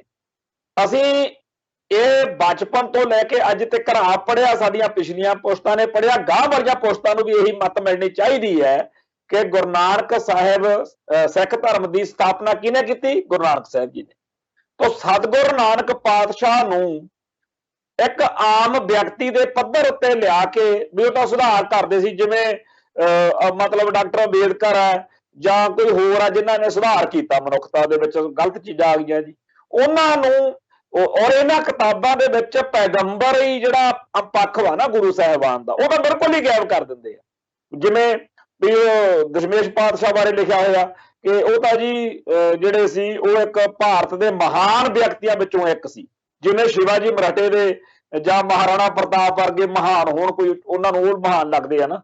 ਉਹ ਜਿਹੜਾ ਗੁਰੂ ਸਾਹਿਬਾਨ ਦਾ ਦੈਵੀ ਪੱਖ ਆ, ਜਿਹੜਾ ਗੁਰੂ ਸਾਹਿਬਾਨ ਦਾ ਜਿਹੜਾ ਅਕਾਲ ਪੁਰਖ ਦਾ ਰੂਪ ਆਪਾਂ ਮੰਨਦੇ ਆ, ਇੱਕ ਬਾਬਾ ਅਕਾਲ ਰੂਪ ਹੈ ਜੀ, ਤੇ ਸਤਿਗੁਰੂ ਨਾਨਕ ਪ੍ਰਗਟਿਆ ਕਹਿੰਦੇ ਆ। ਉਹਨਾਂ ਦੇ ਪ੍ਰਗਟ ਹੋਣ ਦੇ ਸਾਹਮਣੇ, ਉਹਨਾਂ ਦੇ ਅਕਾਲ ਪੁਰਖ ਦਾ ਰੂਪ ਹੋਣ ਦੇ ਸਾਹਮਣੇ ਜਿਹੜਾ 10 ਗੁਰੂ ਸਾਹਿਬਾਨ ਦੇ ਵਿੱਚ ਇੱਕ ਜੋਤ ਆਪਾਂ ਕਹਿੰਦੇ ਆ ਵੀ ਉਹ ਅੱਗੇ ਚੱਲੀ, ਇਹ ਸਾਡੇ ਧਰਮ ਦੇ ਮੂਲ ਸਿਧਾਂਤਾਂ ਦੇ ਉੱਤੇ ਸੱਟ ਮਾਰਨ ਵਾਲੀ ਗੱਲ ਆ ਔਰ ਸਾਡੀ ਬੁਨਿਆਦ ਨੂੰ ਹਿਲਾ ਦੇਣ ਵਾਲੀ ਗੱਲ ਆ। ਭਾਈ ਰਣਜੀਤ ਸਿੰਘ ਢੱਡਰੀਆਂ ਵਾਲੇ ਨੂੰ ਜਾਂ ਹੋਰ ਜਿਹੜੇ ਲੋਕ ਇਸ ਗਲਤ ਲੀਹ ਤੇ ਚੱਲ ਰਹੇ ਨੇ, ਇਸ ਗਲਤ ਪ੍ਰਚਾਰ ਦਾ ਸ਼ਿਕਾਰ ਹੋਏ ਹੋਏ ਨੇ, ਉਹਨਾਂ ਨੂੰ ਮੇਲ ਮਿਲਾਪ ਨਾਲ ਜਿਹੜੇ ਬੰਦਿਆਂ ਦਾ ਉਹ ਪ੍ਰਭਾਵ ਕਬੂਲਦੇ ਆ, ਜਿਹੜੇ ਉਹਨਾਂ ਨੂੰ ਪਿਆਰ ਕਰਦੇ ਆ ਤੇ ਸਾਡੇ ਪ੍ਰੋਗਰਾਮ ਨੂੰ ਸੁਣ ਰਹੇ ਆ, ਉਹਨਾਂ ਨੂੰ ਬੇਨਤੀ ਆ ਕਿ ਉਹਨਾਂ ਨੂੰ ਜਾ ਕੇ ਗੱਲ ਸਮਝਾਈ ਜਾਵੇ ਕਿ ਇਹ ਕਿਤਾਬਾਂ ਜਾਣ ਬੁੱਝ ਕੇ ਸਿੱਖਾਂ ਨੂੰ ਗੁੰਮਰਾਹ ਕਰਨ ਲਿਖਾਈਆਂ ਗਈਆਂ ਸੀ, ਜਿਨ੍ਹਾਂ ਤੋਂ ਪੜ੍ਹ ਕੇ ਤੁਸੀਂ ਲੱਗ ਪਏ ਹੋ ਕਹਿਣ ਕਿ ਗੁਰੂ ਨਾਨਕ ਪਾਤਸ਼ਾਹ ਨੇ ਕੋਈ ਨਵਾਂ ਧਰਮ ਹੀ ਨਹੀਂ ਚਲਾਇਆ। ਜਿਹੜਾ ਦੁਸ਼ਮਣ ਸਾਤੋਂ ਕਹਾਉਣਾ ਚਾਹੁੰਦਾ ਸੀ ਸਿੱਖਾਂ ਦੇ ਆਪਸੀ ਬਟੈਟੋ ਹੋਣੇ, ਬਖਰੇਵੇਂ ਹੋਣੇ, ਵੀ ਠੀਕ ਆ ਜੀ ਚਲੋ ਬਾਬੇ ਹਰਨਾਮ ਸਿੰਘ ਜੀ ਖਾਲਸਾ ਧੁੰਮੇ ਭਿੰਡਰਾਂ ਵਾਲਿਆਂ ਨਾਲ, ਧੁੰਮੇ ਹੋਣਾ ਨਾਲ, ਦਮਦਮੀ ਟਕਸਾਲ ਨਾਲ, ਜੇਕਰ ਭਾਈ ਰਣਜੀਤ ਸਿੰਘ ਢੱਡਰੀਆਂ ਵਾਲੇ ਦਾ ਤਕਰਾਰ ਆ, ਉਹ ਗੱਲ ਵੱਖਰੀ ਆ। ਇਵੇਂ ਹੀ ਕਿਸੇ ਨਾਲ ਮੇਰਾ ਜਾਂ ਮੇਰੇ ਨਾਲ ਕਿਸੇ ਦਾ ਜਾਂ ਕਿਸੇ ਹੋਰ ਦਾ ਹੋਰ ਨਾਲ ਤਕਰਾਰ, ਉਹ ਗੱਲ ਉਹ ਕੋਈ ਬਾਹਲੀ ਮੈਟਰ ਨਹੀਂ ਕਰਦੀ। ਉਹ ਤਕਰਾਰ ਮਿਸਲਾਂ ਵੇਲੇ ਵੀ ਹੁੰਦੇ ਸੀ, ਇਲਾਕਿਆਂ ਦੇ ਤੌਰ ਤੇ ਸਿੱਖ ਆਪਸ ਵਿੱਚ ਹੀ ਤਕਰਾਰ ਚ ਆ ਜਾਂਦੇ ਸੀ, ਮੇਰਾ ਇਲਾਕਾ ਇਹ ਜਿੱਤਿਆ। ਪਰ ਜਿਹੜੇ ਸਾਡੇ ਧਰਮ ਦੇ ਮੂਲ ਸਿਧਾਂਤ ਆ ਉਹਦੇ ਉੱਤੇ ਤਾਂ ਅਸੀਂ ਇਕੱਠੇ ਰਹੀਏ। ਸਾਡਾ ਬੇਸ਼ੱਕ ਭਾਈ ਰਣਜੀਤ ਸਿੰਘ ਢੱਡਰੀਆਂ ਵਾਲੇ ਨਾਲ 100% ਹੋ ਕੇ ਮਸਲਿਆਂ ਦੇ ਉੱਤੇ, ਪਰ ਜਿਹੜੇ ਸਿੱਖੀ ਦੇ ਮੂਲ ਸਿਧਾਂਤ ਨੇ ਉਹਨਾਂ ਬਾਰੇ, ਸਾਡੇ ਇਤਿਹਾਸ ਬਾਰੇ ਇਸ ਤਰ੍ਹਾਂ ਦੀਆਂ ਗੱਲਾਂ ਜਿਹੜੀਆਂ ਸਾਨੂੰ ਨਹੀਂ ਕਰਨੀਆਂ ਚਾਹੀਦੀਆਂ। ਮੈਂ ਕਿਉਂਕਿ ਅਸੀਂ ਇਹਨਾਂ ਪ੍ਰੋਗਰਾਮਾਂ ਦੇ ਰਾਹੀਂ ਸੰਗਤ ਨੂੰ ਅਵੇਅਰ ਕਰਨਾ ਹੁੰਦਾ, ਅਸੀਂ ਕੋਈ ਇਹ ਨਹੀਂ ਵੀ ਜੀ ਬੋ ਜੀ, ਮੈਂ ਤਾਂ ਸਾਫ਼ ਤੌਰ ਤੇ ਕਹਿਣਾ ਕਿ ਜਿਹੜੇ ਵੀ ਇਸ ਤਰੀਕੇ ਦੀ ਵਿਚਾਰਧਾਰਾ ਨੂੰ ਪ੍ਰਚਾਰਦੇ ਆ ਉਹ ਸਮਝ ਲੈਣ ਕਿ ਉਹ ਆਰਐਸਐਸ ਦਾ ਕੰਮ ਕਰ ਰਹੇ। ਆਰਐਸਐਸ ਨੂੰ ਏਜੰਟ ਰੱਖਣ ਦੀ ਲੋੜ ਨਹੀਂ, ਉਹਨਾਂ ਨੇ ਸਾਡੇ ਅੰਦਰ ਆਪਦਾ ਏਜੰਟ ਬਿਠਾ ਦਿੱਤਾ, ਜਿਹੜਾ ਸਾਡੇ ਮੂੰਹ ਤੋਂ ਉਹ ਗੱਲ ਕਹਾਉਂਦਾ ਜਿਹੜੀ ਗੱਲ ਉਹਨੇ ਆਪ ਕਹਿਣੀ ਸੀ। ਜਿਹੜੀ ਰਾਸ਼ਟਰੀ ਸਿੱਖ ਸੰਗਤ ਆ ਉਹਦਾ ਤੁਸੀਂ ਜੇਕਰ ਉਹ ਲਿਟਰੇਚਰ ਲੈ ਕੇ ਪੜ੍ਹੋ, ਉਹਦੇ ਚ ਇਹੀ ਕੁਛ ਆ ਕਿ ਸਿੱਖ ਹਿੰਦੂ ਸਮਾਜ ਦੀ ਨਾ ਵੰਡੀ ਜਾਣ ਵਾਲੀ ਇਕਾਈ ਆ। ਇਹ ਤਾਂ ਮਤਲਬ ਸਿੱਖ ਧਰਮ ਜਿਹੜਾ ਹੈ ਉਹ ਹਿੰਦੂਆਂ ਦਾ ਇੱਕ ਅੰਗ ਆ, ਤੇ ਹਿੰਦੂ ਕਲਪ ਬ੍ਰਿਛ ਦਾ ਅੰਮ੍ਰਿਤ ਫਲ ਹੈ ਖਾਲਸਾ ਪੰਥ। ਲਓ ਜੀ, ਗੁਰਬਾਣੀ ਐਸੀ ਗਿਆਨ ਗੰਗਾ ਹੈ ਜੋ ਵੇਦਾਂ ਦੀ ਗੰਗੋਤਰੀ ਵਿੱਚੋਂ ਫੁੱਟਦੀ ਹੈ। ਤੇ ਇੱਥੇ ਮੇਰੇ ਕੋਲ ਕਿਤਾਬ ਪਈ ਆ, ਵੇਦੋਂ ਮੈਂ ਕਿਆ ਹੈ, ਤੇ ਚਾਰੇ ਵੇਦਾਂ ਦੇ ਬਾਰੇ ਜਿੰਨੀ ਕੁ ਅਕਲ ਸਾਨੂੰ ਆਈ ਆ ਉਹਦੇ ਹਿਸਾਬ ਨਾਲ ਤਾਂ ਇਹ ਬਿਲਕੁਲ ਮਤਲਬ ਬਹੁਤ ਹੀ ਨਕੰਮੀ ਗੱਲ ਆ ਵੀ ਗੰਗੋਤਰੀ ਚੋਂ ਫੁੱਟਦੀ ਹੈ ਜੀ, ਵੇਦਾਂ ਦੀ ਚੋਂ। ਸਿੱਖ ਅਤੇ ਖਾਲਸਾ ਪੰਥ ਦੀ ਸਥਾਪਨਾ ਦੇਸ਼ ਅਤੇ ਹਿੰਦੂ ਧਰਮ ਦੀ ਰਾਖੀ ਲਈ ਹੋਈ ਹੈ, ਇਹ ਰਾਸ਼ਟਰੀ ਸਿੱਖ ਸੰਗਤ ਕਹਿੰਦੀ ਹੈ। ਹੁਣ ਤੁਸੀਂ ਦੱਸੋ ਵੀ ਆਪਾਂ ਚੌਕੀਦਾਰ ਲੱਗੇ ਹੋਏ ਆ ਇਹਨਾਂ ਦੇ? ਤੁਹਾਡੀ ਭਾਰਤ ਮਾਤਾ, ਤੁਹਾਡਾ ਮੁਲਕ ਸਾਡੀ ਹੋਂਦ ਹਸਤੀ ਮਟਾਉਣ ਨੂੰ ਤੁਰਿਆ ਫਿਰੇ, ਸਾਡੇ ਗਲਾਂ 'ਚ ਟਾਇਰ ਪਾਓ, ਤੇ ਤੁਸੀਂ ਸਾਤੋਂ ਆਸ ਕਰੋ ਕਿ ਤੁਹਾਡਾ ਅਸੀਂ ਮੁਲਕ ਬਚਾਉਣਾ, ਤੁਹਾਡੀ ਗਊ ਮਾਤਾ ਬਚਾਉਣੀ। ਜਪਜੀ ਸਾਹਿਬ ਬਾਰੇ ਕਹਿੰਦੇ ਜੀ ਤਾਂ ਗੀਤਾ ਦਾ ਸਾਰ ਆ, ਹਾਂਜੀ। ਤੇ 1857 ਦੀ ਗਦਰ ਦੀ ਅਸਫਲਤਾ ਦਾ ਕਾਰਨ ਸਿੱਖ ਨੇ, ਸਿੱਖ ਸਿਪਾਹੀ ਨੇ। ਇਹ ਇਹਨਾਂ ਨੇ ਕਦੇ ਉਦੋਂ ਨਹੀਂ ਤਾਂ ਉਦੋਂ ਆਜ਼ਾਦੀ ਮਿਲ ਜਾਣੀ ਸੀ।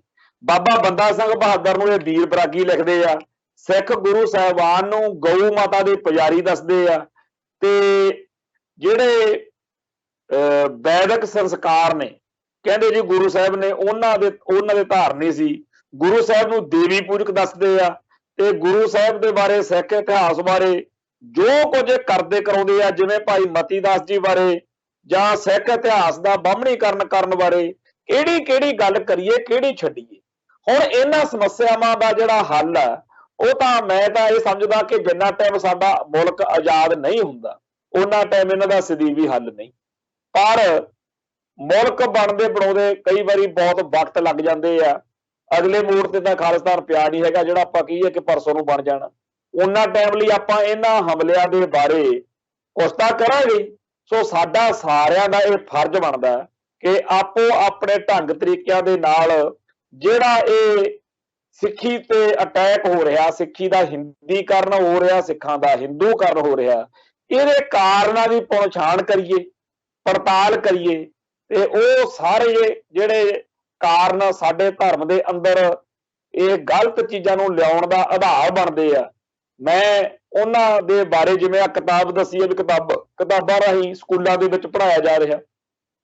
ਇੱਕ ਹੋਰ ਕੰਮ ਫੜਿਆ ਇਹਨਾਂ ਨੇ ਕਿ ਜਿਹੜੀਆਂ ਪੰਥਕ ਸੋਚ ਵਾਲੀਆਂ ਕਿਤਾਬਾਂ ਨੇ ਨਾ, ਉਹ ਜੇ ਫੜੀਆਂ ਜਾਣ ਜਾਂ ਉਹ ਕਿਸੇ ਕੋਲੇ ਹੋਵੇ ਜੁਰਮ ਬਣਾ ਦੋ। ਆ ਤੁਸੀਂ ਸਾਡੇ ਅਰਵਿੰਦਰ ਸਿੰਘ ਮਿੱਠੇ ਹੋਣੀ ਆ ਜਿਹੜੇ, ਉਹਨਾਂ ਨੂੰ ਦੇਖਿਆ ਹੀ ਆ ਕਿ ਉਮਰ ਕੈਦ ਕਰਾ ਦਿੱਤੀ ਵੀ ਇਹਨਾਂ ਕੋਲੇ ਜੀ ਜੇਲ੍ਹ ਚਿੱਠੀਆਂ ਕਿਤਾਬ ਮਿਲੀ ਆ ਭਾਈ ਸਾਹਿਬ ਭਾਈ ਰਣਧੀਰ ਸਿੰਘ ਨਾਰੰਗਾਲ ਦੀ। ਤੇ ਆ ਜਿਹੜੇ ਸਾਡੇ ਜਗਮੀਤ ਸਿੰਘ ਹੋਣੀ, ਉਹਨਾਂ ਦੇ ਮਾਤਾ ਜੀ ਹੋਣਾ ਨੂੰ ਕੱਲ ਸਾਰਾ ਦਿਨ ਚਰਚਾ ਚੱਲਦੀ ਰਹੀ, ਅੱਜ ਵੀ ਚੱਲਦੀ ਰਹੀ, ਉਹਨਾਂ ਨੂੰ ਫੜ ਕੇ ਕਹਿੰਦੇ ਜੀ ਇਹਨਾਂ ਕੋਲੇ ਜਿਹੜਾ ਸੀਗਾ ਇਹ ਲਿਖਿਆ ਹੋਇਆ ਸੀਗਾ ਕਿ ਆਜ਼ਾਦੀ ਜਿਹੜੀ ਆ ਉਹ ਹੱਲ ਆ। ਹੁਣ ਇਹ ਸਾਰੀਆਂ ਗੱਲਾਂ ਬਾਤਾਂ ਦੇ ਨਾਲ ਅਸਲ ਵਿੱਚ ਸਿੱਖਾਂ ਦੇ ਵਿੱਚ ਦਹਿਸ਼ਤ ਪਾਉਣੀ ਚਾਹੁੰਦੇ ਆ ਕਿ ਸਿੱਖ ਆਪਦੇ ਘਰਾਂ ਦੇ ਵਿੱਚ ਗਲਤ ਲਿਟਰੇਚਰ ਤਾਂ ਰੱਖਣ, ਪਰ ਉਹ ਲਿਟਰੇਚਰ ਜਿਹੜਾ ਸਿੱਖਾਂ ਦੇ ਇਤਿਹਾਸ ਬਾਰੇ ਜਾਂ ਸਿੱਖਾਂ ਦੇ ਧਰਮ ਬਾਰੇ ਸੱਚੀ ਸੇਧ ਦਿੰਦਾ, ਉਹ ਇੱਕ ਤਰੀਕੇ ਨਾਲ ਇਹ ਆਪ ਹੀ ਕਹਿਣ ਕਿ ਇਹ ਤਾਂ ਫੜਿਆ ਗਿਆ ਤਾਂ ਬੜਾ ਔਖਾ ਹੋ ਜੂ। ਸੋ ਸਿੱਖਾਂ ਨੂੰ ਡਰਾ ਧਮਕਾ ਕੇ ਆਪਦੇ ਮੂਲ ਨਾਲੋਂ ਤੋੜਨ ਦੇ ਜਿਹੜੇ ਯਤਨ ਨੇ, ਸਿੱਖਾਂ ਨੂੰ ਆਪਦੇ ਧਰਮ ਅਤੇ ਇਤਿਹਾਸ ਤੋਂ ਦੂਰ ਰੱਖਣ ਦੇ ਜਿਹੜੇ ਯਤਨ ਨੇ, ਉਹ ਸਾਰਿਆਂ ਦੇ ਖਿਲਾਫ ਸਾਨੂੰ ਆਪ ਉੱਠਣਾ ਪੈਣਾ। ਐਵੇਂ ਡੀਕਦੇ ਰਹੀਏ ਵੀ ਜੀ ਬਾਦਲ ਸਾਹਿਬ ਐ ਕਰਨਗੇ, ਜੀ ਫਲਾਨਾ ਸਾਹਿਬ ਉਹ ਕਰਨਗੇ, ਕਿਸੇ ਨੇ ਕੁਝ ਨਹੀਂ ਕਰਨਾ। ਆਪਾਂ ਨੂੰ ਆਪਦੇ ਨਿਆਣਿਆਂ ਨੂੰ, ਆਪਾਂ ਜਦੋਂ ਬਾਜ਼ਾਰ 'ਚ ਜਾਂਦੇ ਆ ਤਾਂ ਆਪਾਂ ਆਪਦੇ ਬੱਚਿਆਂ ਲਈ ਸਭ ਤੋਂ ਵਧੀਆ ਚੀਜ਼ ਖਰੀਦਦੇ ਕਿ ਲਓ ਜੀ ਇਹਨਾਂ ਲਈ ਕੱਪੜੇ ਵਧੀਆ ਤੋਂ ਵਧੀਆ ਲਈਏ। ਜੇ ਖਾਣਾ ਆਪਾਂ ਕਹਿੰਦੇ ਸਾਫ਼ ਸੁਥਰਾ ਤੇ ਵਧੀਆ ਖਾਣਾ ਬੱਚਿਆਂ ਨੂੰ ਦਈਏ, ਆਪਾਂ ਹਰ ਚੀਜ਼ ਵਧੀਆ ਦੇਣ ਦਾ ਯਤਨ ਕਰਦੇ ਹਾਂ। ਪਰ ਅਸੀਂ ਧਰਮ ਬਾਰੇ ਤੇ ਇਤਿਹਾਸ ਬਾਰੇ ਅਸੀਂ ਇਸ ਮਸਲੇ ਤੇ ਆ ਕੇ ਸੋਚ ਰਿਹਾ ਕਿ ਸਾਡਾ ਦੁਸ਼ਮਣ ਇਹਨਾਂ ਨੂੰ ਸਾਡੇ ਧਰਮ ਤੇ ਇਤਿਹਾਸ ਬਾਰੇ ਦੱਸੂ। ਉਹ ਕਿਉਂ ਸਹੀ ਦੱਸੂਗਾ? ਕਿਉਂ ਸੱਚੀ ਗੱਲ ਦੱਸੂਗਾ।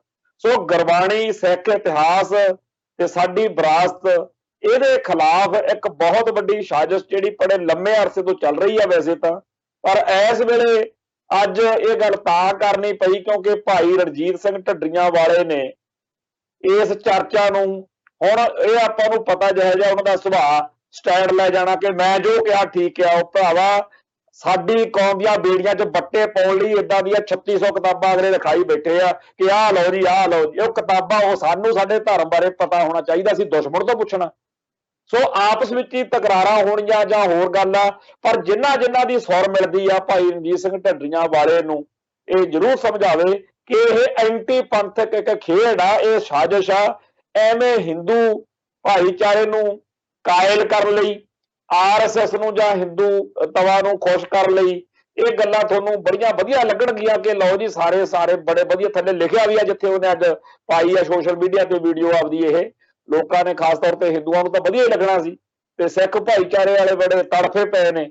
ਪਰ ਉਹਨੂੰ ਇਹ ਲੱਗਦਾ ਹੈਗਾ ਕਿ ਜਿੰਨਾ ਮੇਰਾ ਸਿੱਖ ਵਿਰੋਧ ਕਰਨਗੇ ਉਨੀ ਮੇਰੀ ਚੜ੍ਹਾਈ ਹੋਊਗੀ, ਮੇਰੀ ਉਨੀ ਜ਼ਿਆਦਾ ਫਾਲੋਇੰਗ ਵਧੂਗੀ, ਉਹ ਉਨਾ ਜ਼ਿਆਦਾ ਮੈਂ ਜਿਹੜਾ ਮੈਂ ਸਿੱਖਾਂ ਚੋਂ ਲੈ ਸਕਦਾ ਸੀ ਜਿੰਨੇ ਕੁ ਤਾਂ ਮੈਂ ਲੈ ਲੇ, ਹੁਣ ਗੈਰ ਸਿੱਖ ਪੱਟੋ। ਉਹ ਇਹ ਚੀਜ਼ਾਂ ਦਾ ਕੋਈ ਬਹੁਤੀ ਲੰਮੀ ਖੇਡ ਨਹੀਂ ਹੁੰਦੀ। ਇਤਿਹਾਸ ਵਿੱਚ ਤੁਸੀਂ ਆਪਦਾ ਨਾਂ ਕਿਵੇਂ ਦਰਜ ਕਰਾਉਣਾ ਇਹ ਤੁਹਾਡੇ ਆਪ ਦੇ ਹੱਥ 'ਚ। ਜਾਂ ਤਾਂ ਇਤਿਹਾਸ ਵਿੱਚ ਨਾਂ ਇਸ ਤਰੀਕੇ ਦਾ ਹੁੰਦਾ ਕਿ ਚਾਹੇ ਉਹਦੇ 'ਚ ਭਾਈ 100 ਘਾਟਾ ਕਮਜ਼ੋਰੀਆਂ ਸੀ ਪਰ ਖੜਾ ਪੰਥ ਬਲ ਰਿਹਾ, ਜਾਂ ਫਿਰ ਇਸ ਤਰੀਕੇ ਨਾਲ ਆਉਂਦਾ ਹੁੰਦਾ ਕਿ ਅਕਲ ਤਾਂ ਬਥੇਰੀ ਸੀ, ਸਿਆਣਾ ਤਾਂ ਬਥੇਰਾ ਸੀ, ਪਰ ਚੱਲਿਆ ਪੁੱਠੇ ਪਾਸੇ ਨੂੰ ਹੀ ਹੈ। ਸੋ ਜਿਹੜਾ ਭਾਈ ਰਣਜੀਤ ਸਿੰਘ ਢੱਡਰੀਆਂ ਵਾਲੇ ਨੇ ਇਸ ਵਿਚਾਰ ਨੂੰ, ਇਸ ਚਰਚਾ ਨੂੰ, ਇਸ ਵਿਵਾਦ ਨੂੰ ਫੇਰ ਛੇੜਿਆ ਵਾ, ਉਹਦੇ ਮੁਤਲਕ ਮੈਂ ਆਪਣੀ ਭਾਈਚਾਰੇ ਨੂੰ ਜ਼ਰੂਰ ਬੇਨਤੀ ਕਰਨਾ ਚਾਹੁੰਦਾ ਕਿ ਇਸ ਗੱਲ ਦੇ ਬਹਾਨੇ ਭਾਈ ਰਣਜੀਤ ਸਿੰਘ ਢੱਡਰੀਆਂ ਵਾਲੇ ਨੂੰ ਅਵਾ ਤਵਾ ਬੋਲਣ ਦੀ ਲੋੜ ਨਹੀਂ। ਆਪੋ ਆਪਦੇ ਗੁਰੂ ਘਰਾਂ 'ਚ, ਆਪੋ ਆਪਦੀਆਂ ਸਟੇਜਾਂ ਤੇ, ਆਪੋ ਆਪਣੇ ਸੋਸ਼ਲ ਮੀਡੀਆ ਤੇ ਜਿੱਥੇ ਵੀ ਚਾਰ ਜਾਣੇ ਜੁੜੋ, ਉੱਥੇ ਇਹ ਗੱਲ ਜ਼ਰੂਰ ਕਹੋ ਕਿ ਇਹ ਲਿਟਰੇਚਰ, ਇਹ ਕਿਤਾਬਾਂ ਦੁਸ਼ਮਣ ਨੇ ਲਿਖਾਈਆਂ ਨੇ ਤੇ ਸਾਨੂੰ ਘੱਟੋ ਘੱਟ ਇਸ ਬਹਾਨੇ ਇਸ ਗੱਲ ਦਾ ਪਤਾ ਤਾਂ ਲੱਗੇ ਕਿ ਅਸੀਂ ਕਿਸ ਤਰੀਕੇ ਦੇ ਦੁਸ਼ਮਣਾਂ ਨਾਲ ਘਿਰੇ ਹੋਏ ਆ। ਸੋ ਇੰਨੀਆਂ ਬੇਨਤੀਆਂ ਪ੍ਰਵਾਨ ਕਰਨੀਆਂ। ਕੱਲ ਫਿਰ ਮਿਲਾਂਗੇ। ਨਾਨਕ ਨਾਮ ਚੜ੍ਹਦੀ ਕਲਾ, ਤੇਰੇ ਭਾਣੇ ਸਰਬੱਤ ਦਾ ਭਲਾ। ਵਾਹਿਗੁਰੂ ਜੀ ਕਾ ਖਾਲਸਾ, ਵਾਹਿਗੁਰੂ ਜੀ ਕੀ ਫਤਿਹ।